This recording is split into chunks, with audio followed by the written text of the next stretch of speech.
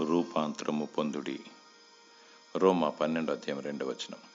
దేవుని స్వరూపంలోకి, దేవుని సారూప్యంలోకి మారాలి. క్రీస్తు కలిగిన మనసును కలిగి దేవుని మహిమపరచాలి. నేను పరిశుద్ధుడను గనుక మీరును పరిశుద్ధముగా జీవించుడని దేవుడు సెలవిచ్చాడు.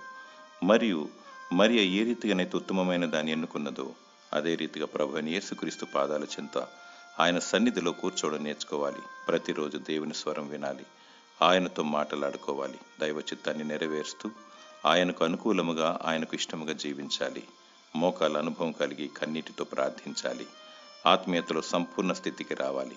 ఎన్ని కష్టాలు, శ్రమలు, సమస్యలు వచ్చినా ఆయన శిలువ వైపు చూస్తూ దేవుణ్ణి స్తుతిస్తూ, ఆరాధిస్తూ, కీర్తిస్తూ మహిమకరముగా జీవించాలి.